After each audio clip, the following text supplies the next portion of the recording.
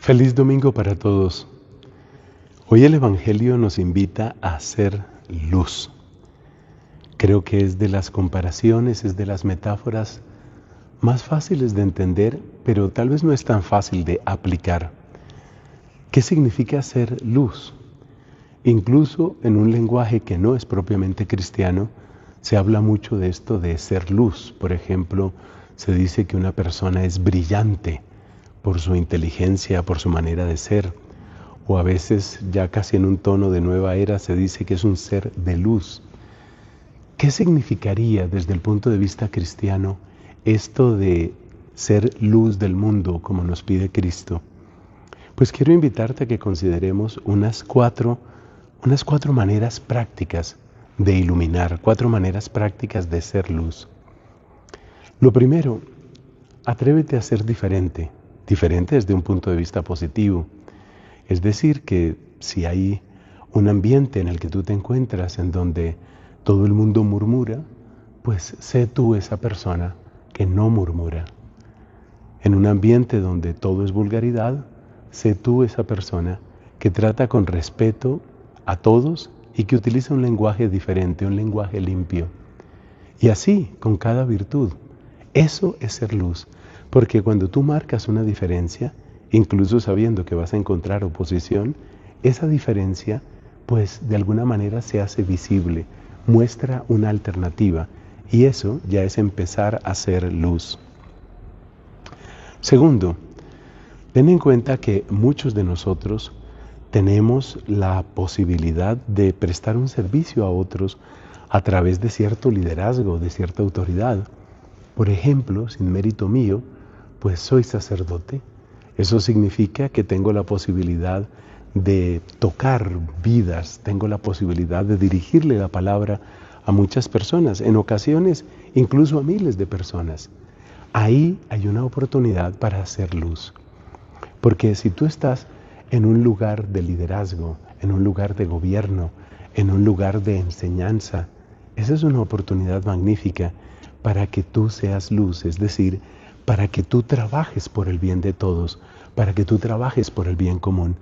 Yo creo que estamos cansados de ver tantas veces que las personas que están en gobierno, personas que están en el poder, personas que deberían tener una posición de liderazgo, lejos de llevar a los demás por un camino, llamémoslo sensato, un camino de bondad, un camino de virtud, pues los llevan a la vulgaridad o los llevan al resentimiento o los llevan a la división.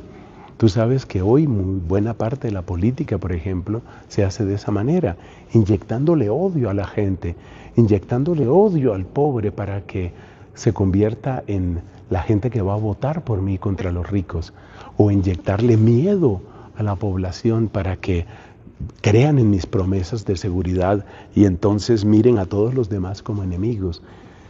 Ser luz desde una posición de gobierno significa no tomar esa clase de opciones, significa obrar de un modo distinto. Tercero, ten presente que muchas personas en el mundo en el que estamos necesitan a veces esa palabrita, esa palabra de ánimo, esa palabra de consuelo, esa palabra de guía, y ahí tú puedes ser luz. Si tú tienes esa capacidad de dar un consejo a tiempo, puedes hacerle un bien muy grande. Mira que como sacerdote, muchas veces me he encontrado, tristemente, con personas, con mujeres que han llegado al aborto. Y bueno, cuando cuentan los detalles de ese momento trágico de su vida, muchas veces dicen, una amiga me aconsejó, una amiga me acompañó. Fíjate ese lenguaje, significa que hay una persona que en ese momento que era tan difícil para esa mujer, dio el peor de los consejos, un consejo que iba a conducir a esa mujer, que iba a conducir a esa persona por la ruta de un crimen del que se arrepentirá toda la vida. Pues así como hay consejos malos que pueden marcar una vida de un modo trágico y para siempre, así también, pues es perfectamente posible que en un momento de dificultad tú des ese consejo, tú des esa palabra que realmente hace falta, esa palabra que quizás puede ayudar a que la otra persona tome la ruta de Dios. ¿Cuánta gente, por ejemplo, ha ido a un buen retiro espiritual que les cambió la vida? ¿Por qué? Porque alguien les dio ese consejo, porque alguien les dijo, mira, yo estuve en un retiro en tal parte, yo fui a confesarme a tal lugar y eso me hizo mucho bien. Ya ves, ese consejo fue luz para esa persona. Dar un buen consejo a tiempo, eso es ser luz. Y te voy a contar una última manera de ser luz para que también la apliquemos todos. Mira, ayúdale a ver a las otras personas las cualidades que ellos mismos no alcanzan a ver. Porque muchas personas, lo habrás notado seguramente, muchas personas se la pasan castigándose, muchas personas se la pasan repitiéndose, ay, pero qué torpe soy, otra vez me equivoqué, hice las cosas mal. Bueno, todo eso. Pues bien, entonces yo te quiero decir algo, que si esas personas tienen como ese concepto tan pobre y esa autoestima tan baja, tú puedes ser luz en esas vidas, ayudándoles a ver las buenas cualidades, las cosas buenas que tienen y que a veces ni ellos mismos se dan cuenta.